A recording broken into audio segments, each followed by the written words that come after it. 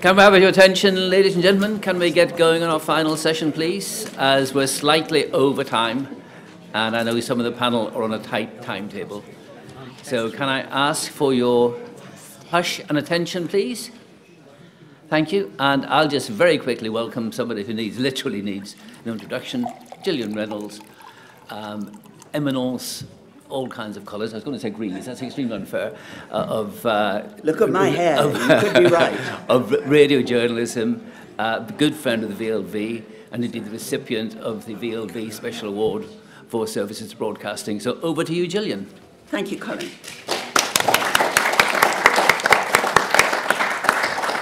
And thanks everyone for your patience. That last session was dynamite, absolutely excellent. But they've overrun by 12 minutes. So we're going to lose no time. You have a very distinguished panel here, a very unusual panel, representational of every side and every age group in the radio listenership. And this is a big week ahead for radio. It's a historic one because all parts of radio, national, local, commercial, BBC, community, hospital, student, voluntary, everyone united to put on a week of events that draw attention to the fact that radio is by far and still the most popular medium for general listenership, general audiences in the UK. It's what we listen to.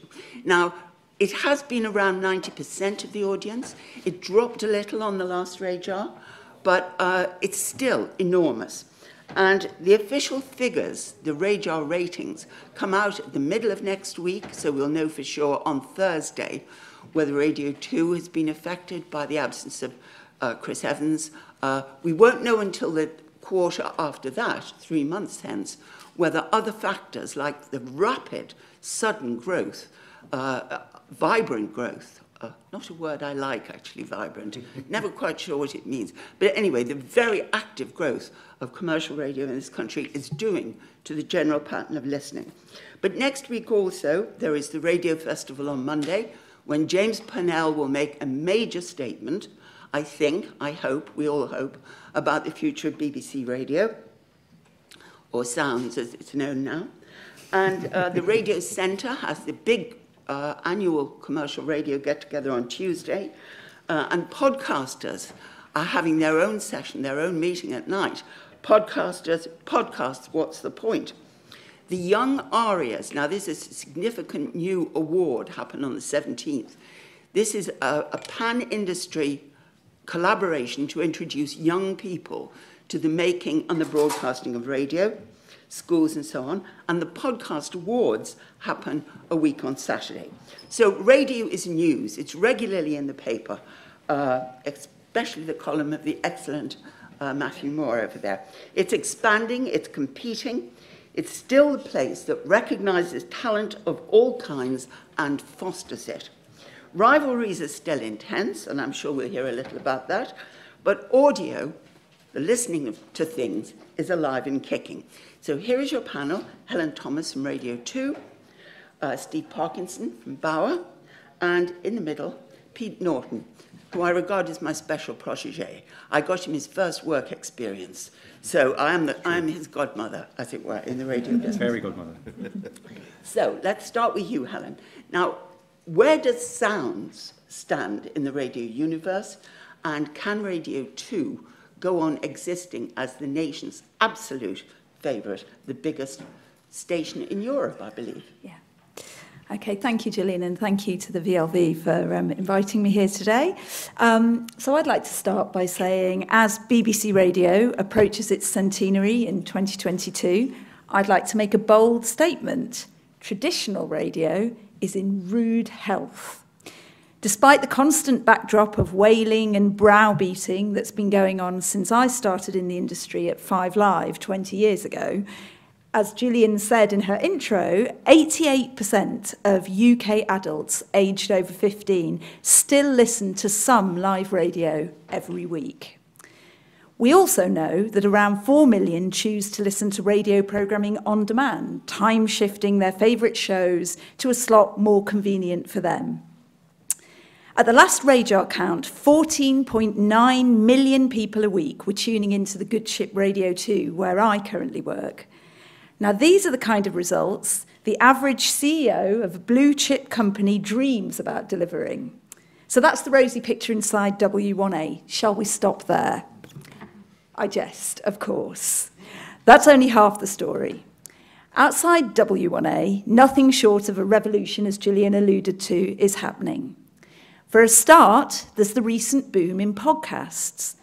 Over 6 million people are now listening to podcasts each week, in comparison with 2 million 10 years ago.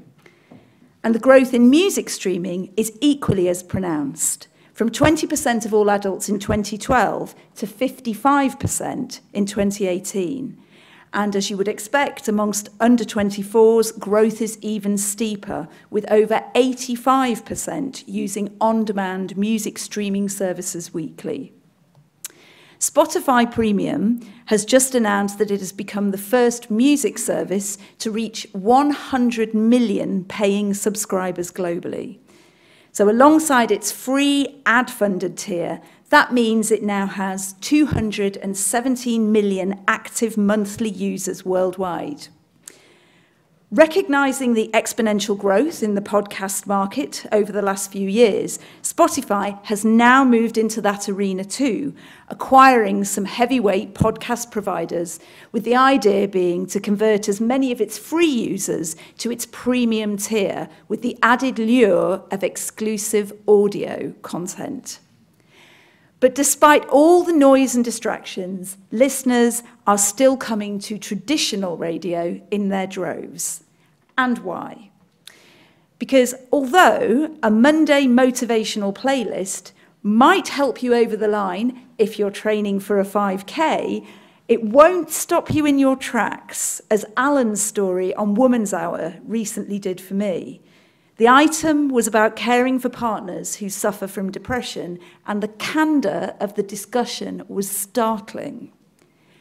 A mood booster playlist won't transport you to the beating heart of the sporting action, as 5 Live's visceral, thrilling coverage of the Champions League semi-finals this week has done. And a chill-out playlist won't deliver the words to comfort and console you into the morning, the way Chris Evans did at breakfast on Radio 2 after Sir Terry Wogan passed away. By listening to the poignant and hilarious clips of the great Irishman in his prime, and allowing listeners a space to recall and exchange memories and anecdotes, we didn't feel bereft at the loss of Sir Terry. We felt lucky to have had him in our lives at all. At a time when this country seems so divided on so many things, we should seek out, embrace, and revel in our shared experiences. And this is exactly what traditional radio can provide better than any other medium: the connection and interaction that we ultimately seek as a human race. Radio is a constant companion, a friend we go through life with. And at Radio 2, we like to think of ourselves as family to our audience. We see it when we take shows around the UK, whether it's the final of 500 Words at Windsor Castle, the Radio 2 All-Star Party in Bridlington, or Radio 2 in Hyde Park in September, which is attended by 50,000 people. Millions of people around the country stop for Popmaster each morning at 10:30, the weekday pop quiz hosted by Ken Bruce. They play along and they share their scores on social media. Now, Ken has around 8.5 million listeners each week. That's a lot of people playing along together. See what I mean about traditional radio being in rude health? But to remain in this state, you have to keep an eye on your diet and exercise regime. Sorry about that. It's not enough to relax and expect people to find you when they are ready. We need to seek new listeners out, show them the best wares in our shop window, and welcome them into our traditional radio family. At the BBC, as you know, we developed and launched BBC Sounds last year. Now, the idea was to create a one-stop shop for all of the BBC's music, radio, and podcast output, and please note that radio is at the heart of it. Whilst our iPlayer radio app was good at allowing people to listen live or catch up on shows they'd missed, the back-end design simply didn't allow us the capacity to showcase our growing podcast content. And with the boom in this market, we needed to try something else. BBC Sounds, like all apps, is regularly being updated and iterated. And with your help and feedback, it is constantly being developed, with new features added all the time. Recently, the ability to pause and rewind live radio shows was rolled out, and the personalisation process, i.e. the ability of the app to learn what you might be interested in listening to, and thus offer you recommendations of other programmes based on what you've previously consumed, is coming on apace. And it will improve further the more you use the app. Helen, is there much more? No. In conclusion, Gillian. Good.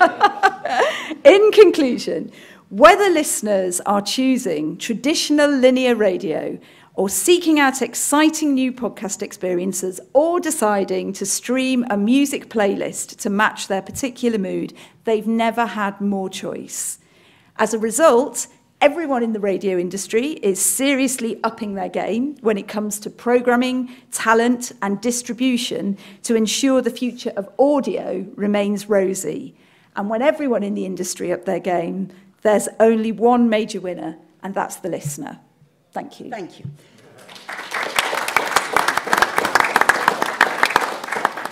Steve Parkinson represents here today the second biggest commercial radio group in the country.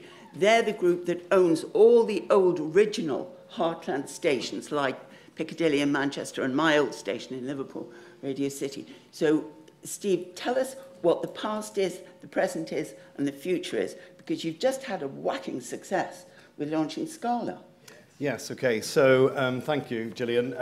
Now, because this was an audio and visual audience, I've got 6 slides, if that's all right to swap with you. How long will it take? 6 minutes. Good.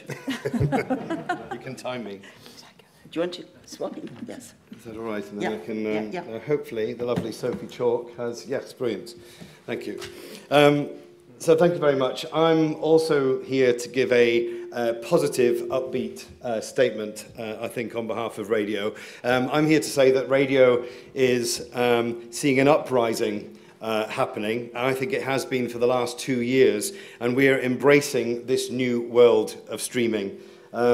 There's more choice in radio now thanks to streaming access and, of course, DAB radio. New formats, new radio stations appearing, new brands popping up left, right and centre. Traditional FM is, of course, full, so digital is the only way to progress, and I'm giving you a commercial view from Bauer Media. Radio is adapting really well to the connected world. Some of this is very obvious because it understands the power of sound. And unlike other traditional media platforms, the radio business model isn't broken by the internet, or not so far at least. Digital is good for radio. The internet is a friend of radio. Radio is evolving faster than ever before, right in the face of rising competitions. And yes, we're going to have challenges with a different set of competitors. We're moving from a highly regulated environment into a space that is very unregulated.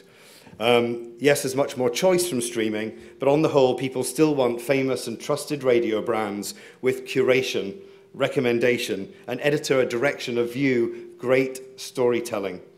And music-only streaming or playlists, I don't think, will just cut the mustard. Of course, they'll have an impact over time. Streaming-wise, we've seen a startling increase at Bauer of listeners asking Alexa to play Kiss or Magic or Jazz.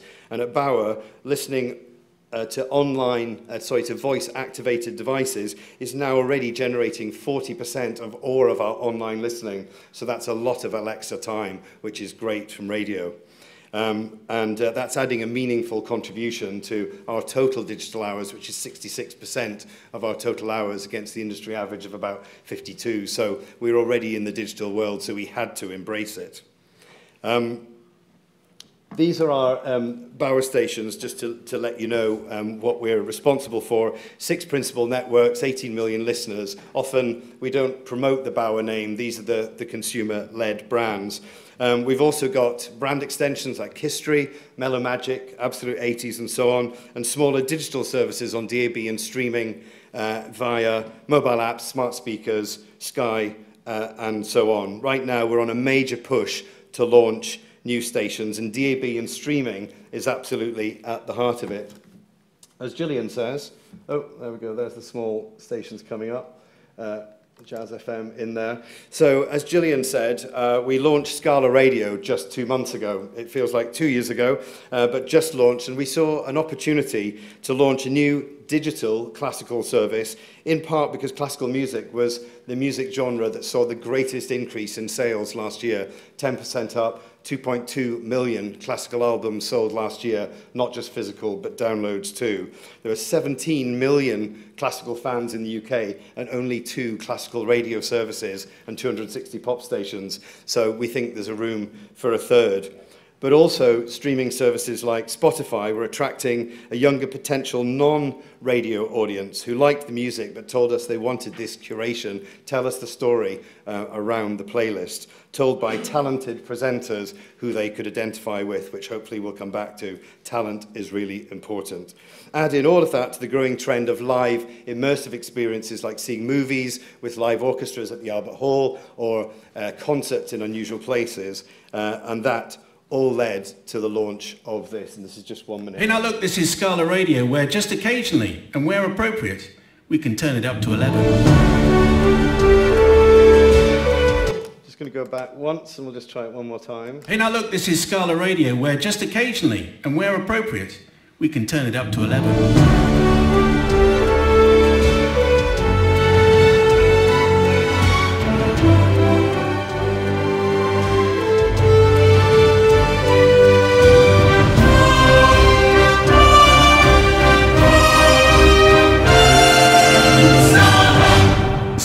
Well, as you can tell, we're having technical difficulties there. I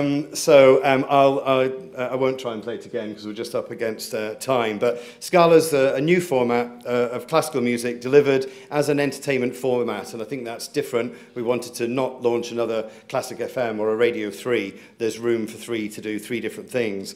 We could only bring Scala to life by using DAB digital radio and streaming services, whether that's through Sky or apps, smart speakers, and so on.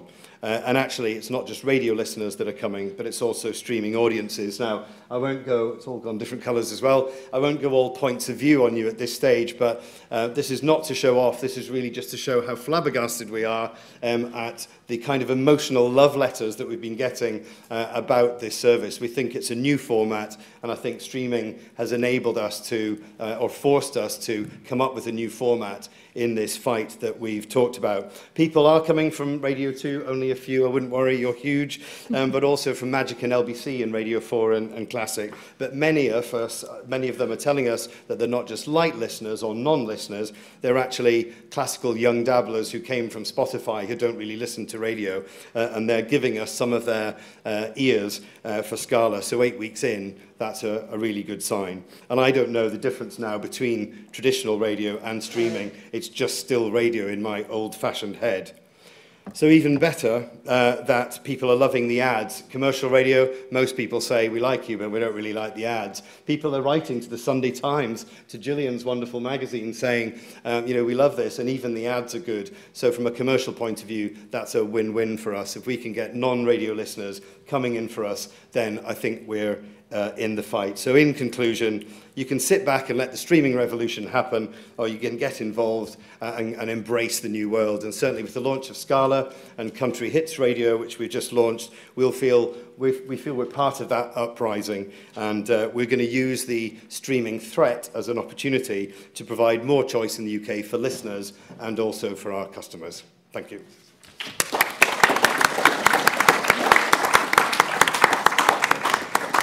6 minutes exactly, exemplary. Working in radio, it helps.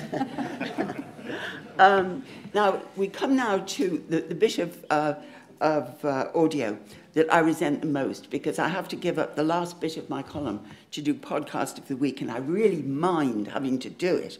Not because I hate podcasts, I love them, but there's so much on radio that I want to write about, and that, 100 words is 100 words in the little space we get. But we'll come back to that in a minute and address the great question with somebody who I have to tell you, I know this confidentially. Well, not confidentially. He's been working on the inside story of how the Telegraph got the great expenses scandal, what it meant to the reporting team, how they handled the material and whatnot. And you've been doing the podcast, Pete. Now, has this been a bit of a challenge, or are you absolutely up to it? It's been a fun challenge. We've been on it for sort of 3 months now, with some of the old journalists who broke the scandal in the first place, and kind of going through. We got a copy of the drive that they had on a secure computer, I should add, and been interviewing them and weaving it together in a kind of contemporary history story. So that's been. Don't drop your voice at the end of the sentence. I won't. How often do I have to tell you that? She's been on me. Right. Her advice is worth its weight in gold. Onwards and upwards. So I used to work alongside Gillian in print journalism at the Telegraph. I began as a TV and radio critic, and then moved into podcast criticism, and I think for all the importance and the great talent that print journalism has at its disposal, like present company very much included, it's not a profession or an industry it's been seen as worthy of great hype for a little while. And now I work in podcasting, which, as everyone in this room will know, is the greatest medium ever invented, and is the future of the BBC, and is going to revolutionise advertising and redefine long-form journalism and make every one of us rich. So it's a really great time to be working in podcasting. But I wanted to step away from the hype for a minute and talk about 3 things which I think are often overlooked about podcasts, even if they're hidden in plain sight. And they're 3 things that took me a while to sort of notice myself, even as I was working with podcasts every day. And I think they can help us maybe get a better steer on this medium as it kind of moves more widely into the media world.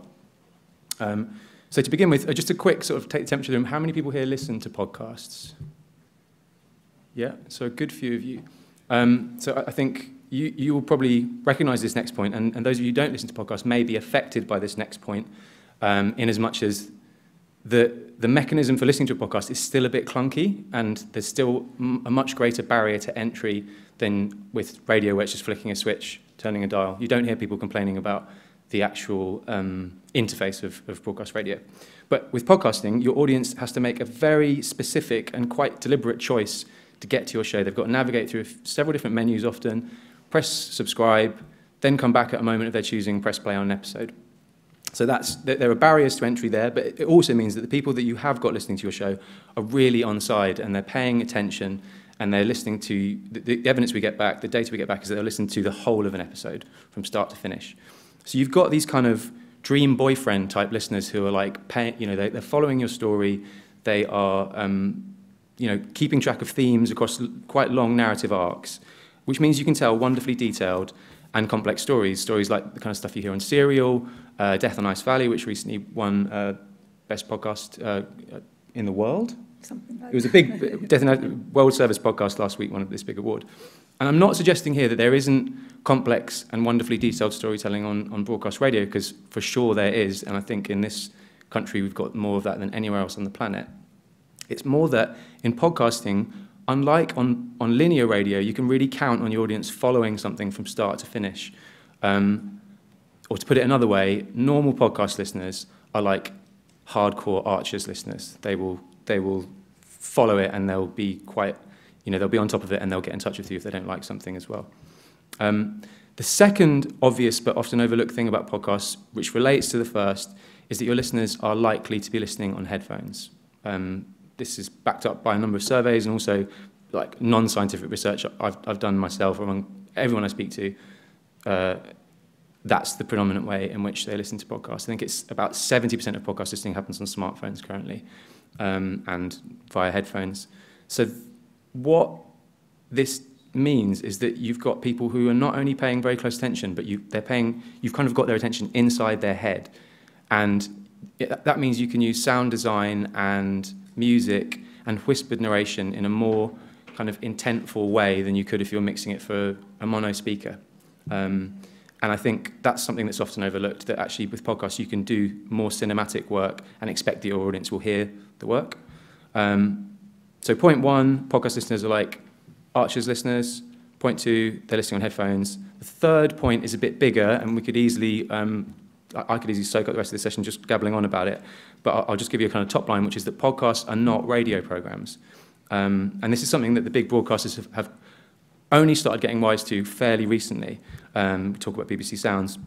And I know this is confusing because a lot of great radio programs also make great podcasts. So In Our Time was BBC's first podcast in 2004. It works fantastically as a podcast. You can put something you can put in your pocket and take around with you. Desert Island Discs is a great podcast. The Archers is a great podcast. They suit the medium. But it would be a mistake to observe this and think that that's basically what podcasts are, that they're radio programs that you can download onto your smartphone. Because beyond this layer of radio programs being served as on-demand, downloadable MP3s, there's this whole wider world of stuff that's being made across the planet that I think some listeners don't see. They all think that only BBC shows that you can listen to on demand, that's what podcasts are.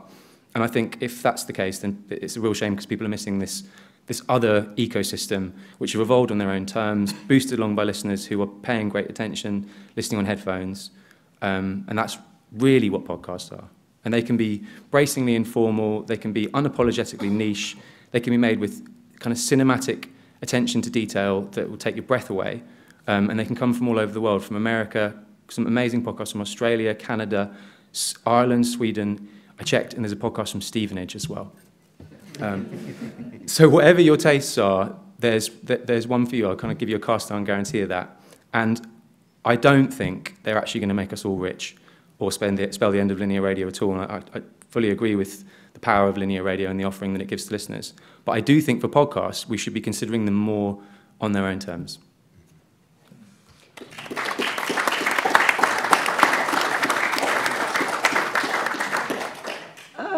Excuse me if I've got this wrong. Podcasts really came from America with Serial. And everybody was intrigued by Serial, and the BBC immediately started rebroadcasting Serial on Radio 4 Extra, and everyone got immersed in Serial and its success. So I can see why that happened in America, in NPR. It's been the making of National Public Radio's fortunes, actually, and they've made buckets of money out of it. Do people pay for podcasts? Generally, no. Most podcasts are free. They're just kind of out in the wild on the internet, and you can download them via a whole ecosystem of apps, Spotify, Apple Podcasts, Google Podcasts, and dozens of others. Some podcasts have a paid level where you will pay to get additional episodes in the week to be like a friend of the podcast. Most of them, the majority of them that are making money now are making it from sponsorship, from this show is brought to you by Squarespace or by a mattress company. And it's especially if the host of the podcast can read the ads, that commands better fees. So you're seeing a lot of that in the States. Right, well, coming to you, so get ready to signify when you want, because we've got mics that can come to you. But while you're thinking, I'm going to ask you each a question. Now, I know the answer to this. What's the first program that you wake up to in the morning? Farming Today. On? Radio 4. Why is that? So I wake up about 5:15, 5:30, and I find some. Well, I was brought up on a farm, and so I quite like hearing what they're talking about because I also spend a lot of time in Oxfordshire. But I listen to about 5 radio stations in the morning, partly because of what I do. But I like to get Farming Today and then the news headlines and know that the world is still turning. Does that account for the opening programme on Scala in the morning, being in the park? Well, that's at 6 a.m. So in the park is an hour of gentle classical pieces and no talking. There are a few ads, but only 3. Bit of birdsong. And some birdsong, the dawn chorus. And we've had more reaction from a simple mindfulness hour at 6 a.m. from people tweeting us saying, I'm actually walking a dog in a park, so thought I'd tell you. So that kind of reaction is something that we didn't used to have a few years ago. So yes, I will move from Farming Today into in the park. Have you listened to Scala? Yes, I have, yes. What do you think? Yeah, I think it's great. I think Steve and his team have done a fantastic job. Thank you. Do you grind your teeth occasionally listening to it, thinking, how did we let that Simon Mayo escape? No, I think, Simon decided that he wanted to move on, and he's a brilliant broadcaster, and he did a fantastic job with us, and he's doing a great job for Steve on Bauer now. What do you wake up to? I wake up to Vanessa Feltz. So do I sometimes. I alternate between Vanessa Feltz and Wake Up to Money on Radio 5 Live. Sometimes the two combine. Pete, what do you wake up to? I used to wake up to Sean Keaveney on Six Music, but he's gone to lunchtime now, or afternoon, and I'm not a big Lauren Lerone fan, so I actually wake up to Petrock Trelawney now.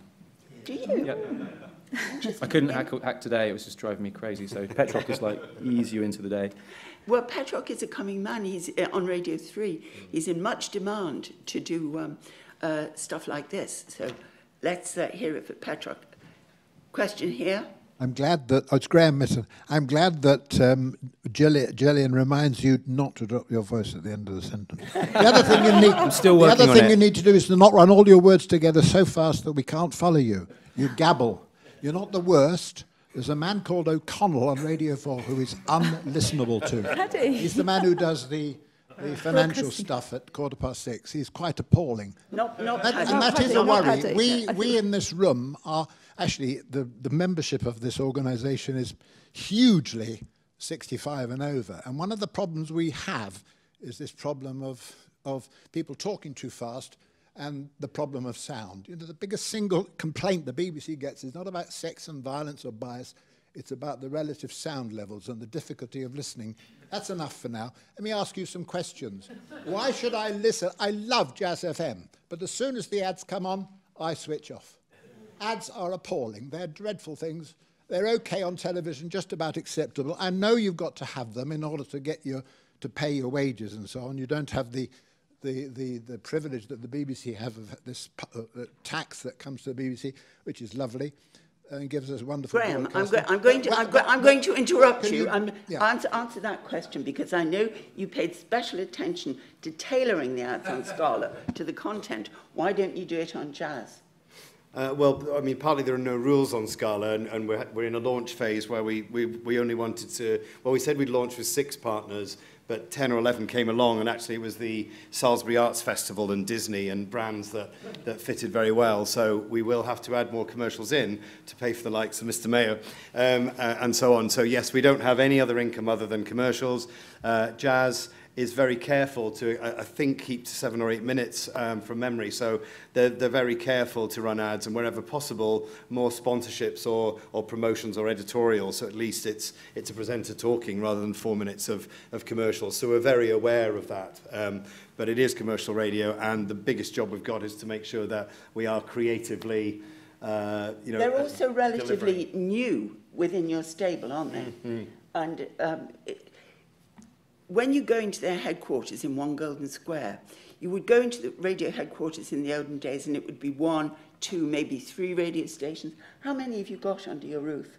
Well, in One Golden Square we have 7 stations, but some of them have extensions. So there are 24 studios, all broadcasting to about 14 million people out of that one building. So Jazz just moved in November, and we're forever looking, particularly for jazz and classical, knowing that we might be up against Classic FM running a certain number of ads, or Radio 3 with some ads. There might be promos for the BBC, but they're still seen as ads, but for the walled garden of the BBC. So we do have to be very mindful of the fact that there's only one Jazz FM, and you can go to Radio 3 and others. So we have to be as creative as we can to deliver that message.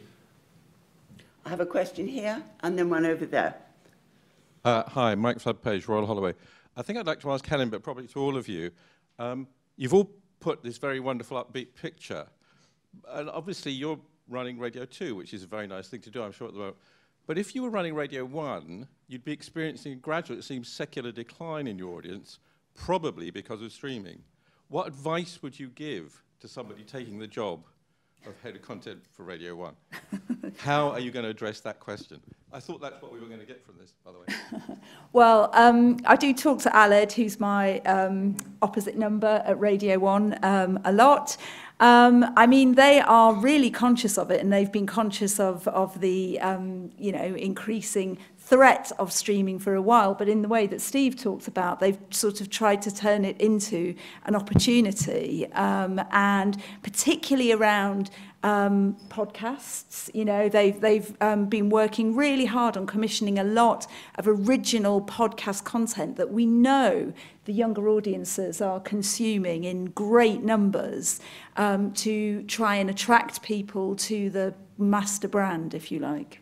I think Master Brand's right. I think we talk a little bit to BBC research and so on. We've got KISS, which I guess is similar to Radio 1 in its audience and appeal. And I think one interesting thing from Radar is we often say, the youth is disappearing from radio, but actually KISS and Capital are often number 1 and number 2, certainly in London, and certainly some of the other metropolitan cities, and Radio 1, not far behind, and obviously much bigger across the whole country. And I think it is the multi-brand. I think we're having to realise that it's not even audio now. The fact that radio is visualised, particularly for this audience, YouTube is where they're going. And it may be that Radio 1, KISS, Capital Extra, that radio brand to us traditionally might be the YouTube channel, that it might be Live Lounge, or it might be the KISS Breakfast Show doing something in the morning, and that might be their radio understanding. So we're trying to work out, well, how do we capture that in Radar?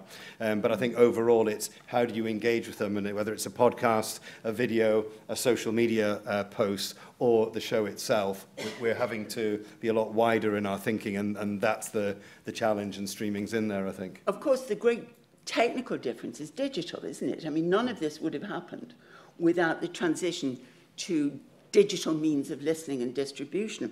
What's the future for the old traditional medium wave, long wave, FM, AM?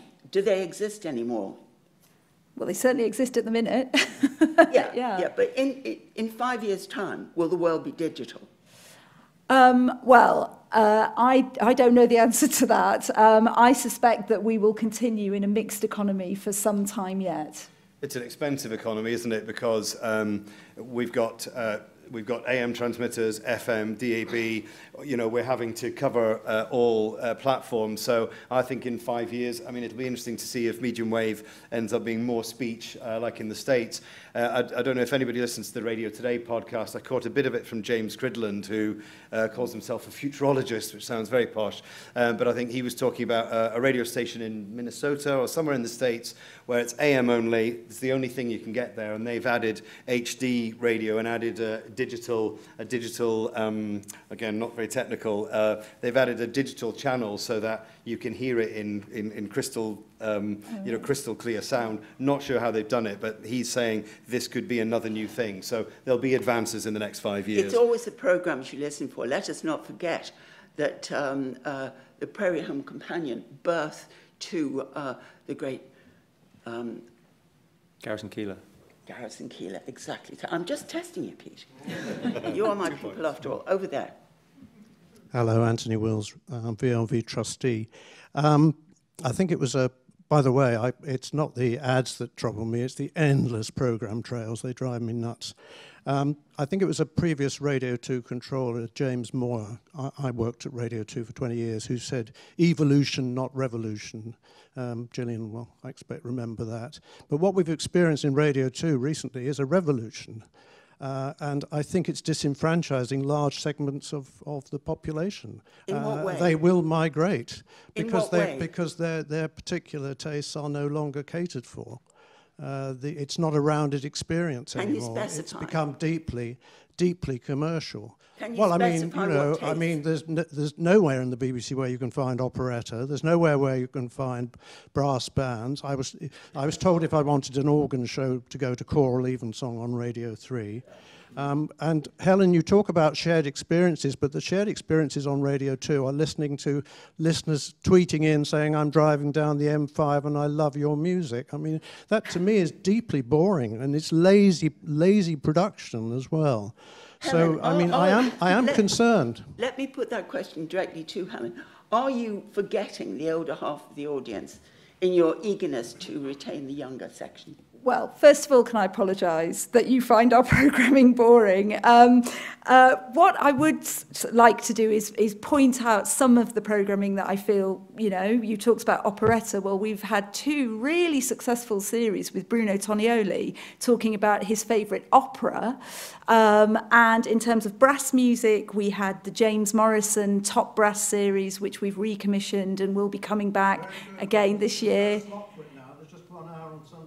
But it will be coming back as into that slot. It will be coming back, and Gillian's favourite show that she's talked about a lot, the Barry Humphries Forgotten Musical Masterpieces, which plays. It's beautifully produced and beautifully crafted, and it was nominated for a VLV Broadcasting Award. Didn't win, unfortunately.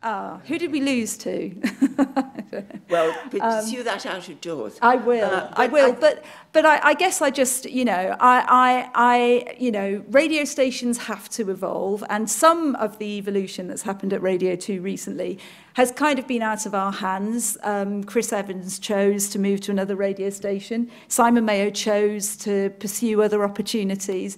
So, I guess our job is about mixing that, trying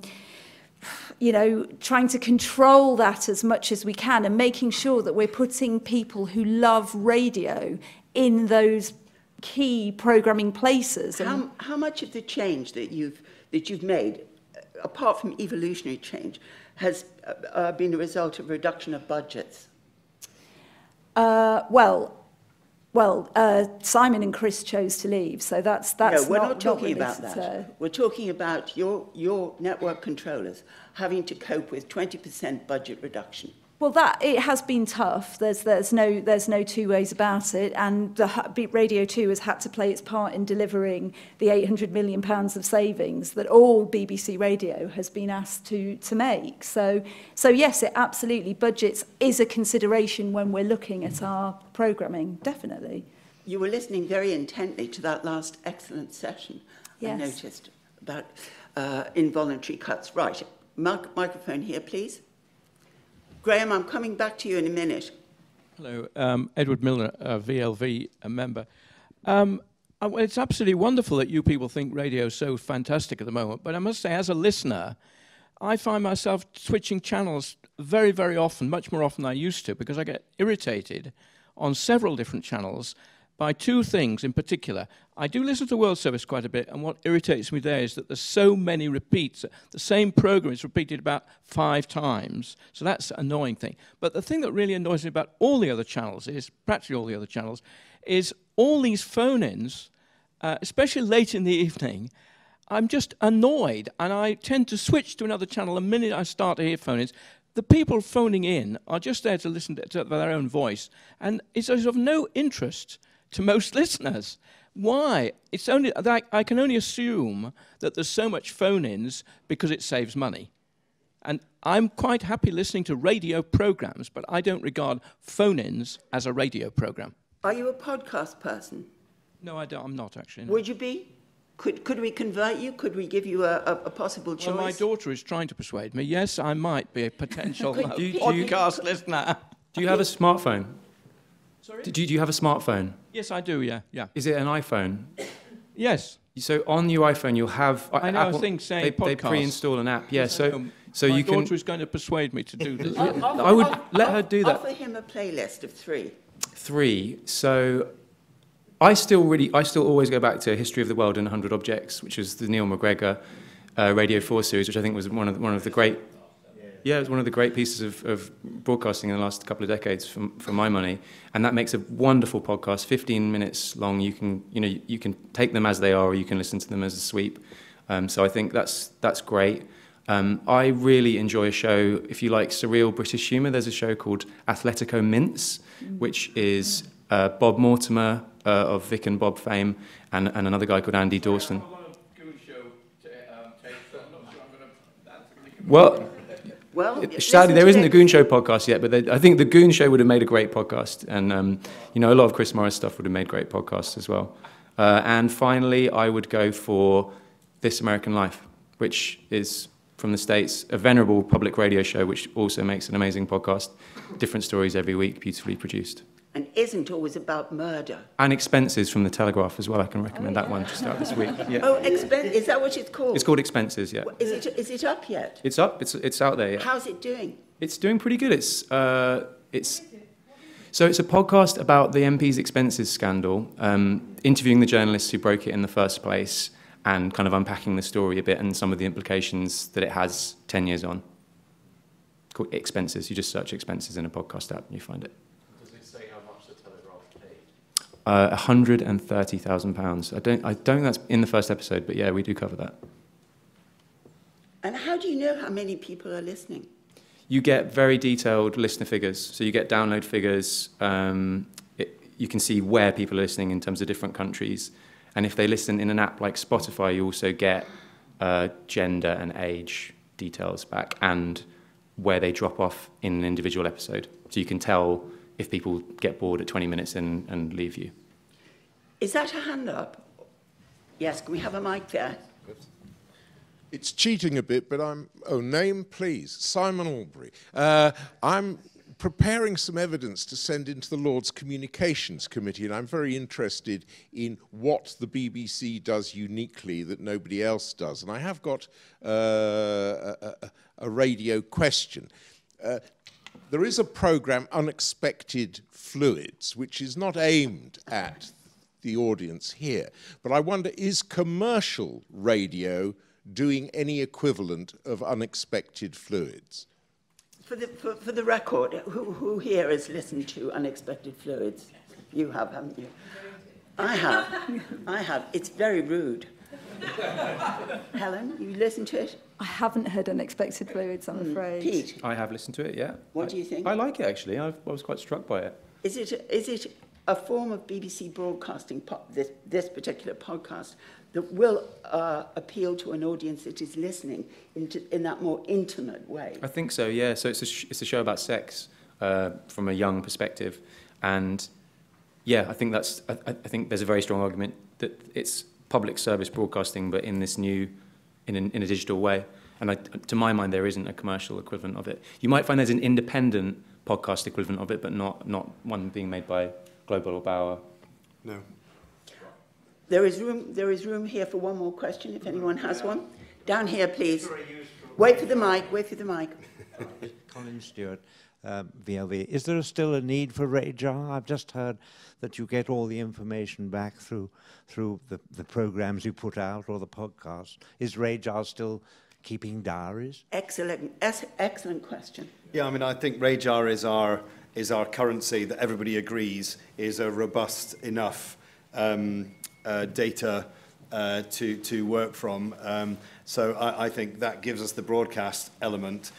It only comes out 4 times a year, so the great thing about digital is that we can see almost in live time. And again, smart speakers is a revolution. On day one of Scala, we were able to tell in the first 3 hours, 10,000 people had asked Scala 3 times on average what the track was they were listening to, which kind of said, okay, well, if we're after these dabbler audience, rather than a classic FM audience, they were asking what they were listening to. So there was interest there. We would never have had that information before.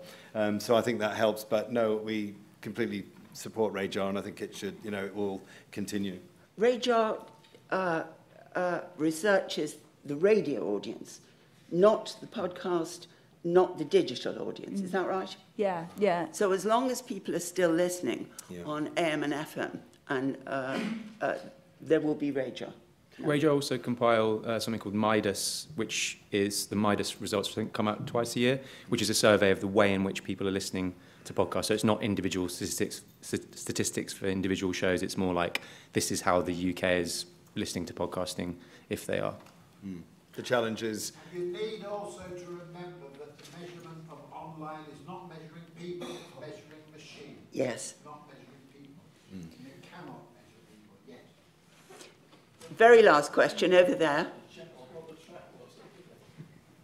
Peter Manier.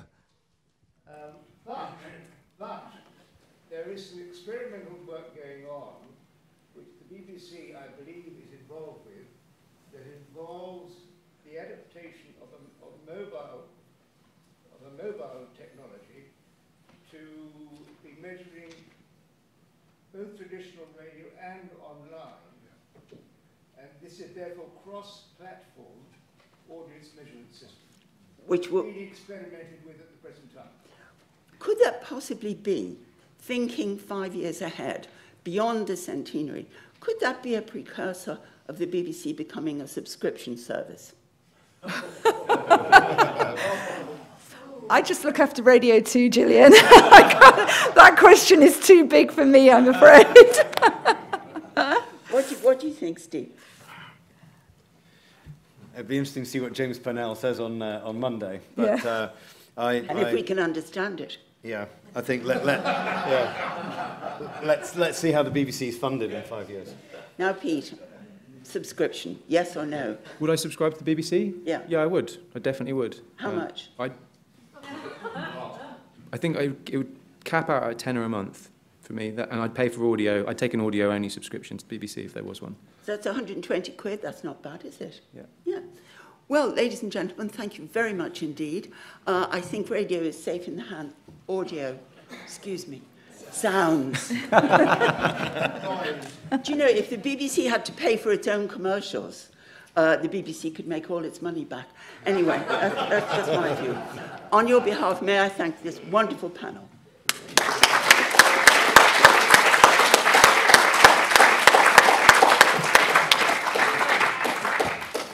Thank you, Gillian, and may I, on behalf of everybody here, thank the wonderful chair of this session as well. Thank you, Gillian. And thank